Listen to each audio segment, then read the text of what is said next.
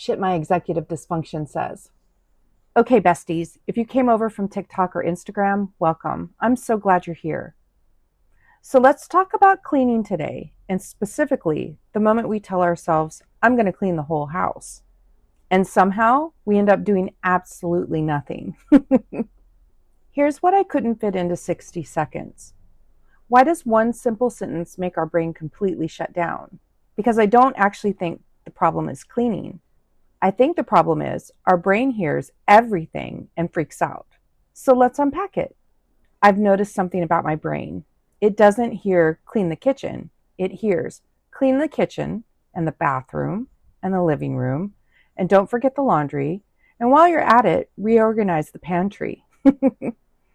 My brain takes one job and quietly turns it into 17, and I get overwhelmed. Have you ever stood there looking around the house and felt tired before you even picked something up? Bestie, I do that all the time. And I used to think I must be lazy.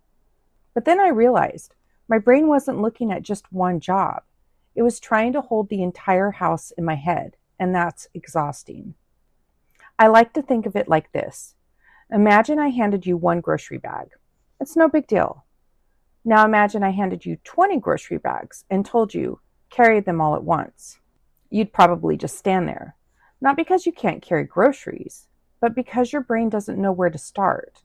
And that's what clean the whole house feels like. It's 20 grocery bags. Here's a real life example for me, and I've done this more times than I can count. I'll wake up all motivated and I'll tell myself, today's the day. I'm going to clean my whole house. And within 10 minutes, I'm overwhelmed. I've started 3 rooms, finished none of them, and now I'm sitting on the couch wondering why I can't get my life together. The problem wasn't motivation. The problem was I accidentally gave myself the everything project, and that's overwhelming. So here's what's been helping me. Instead of asking, how do I clean my whole house? I ask, what's the smallest space I can finish? Not the kitchen, just one counter. Not the bedroom, just one nightstand. Not the bathroom, just the sink. Suddenly my brain says, oh, I can do that. And here's the fun part. Half of the time, once I finish the counter, I feel like doing another one.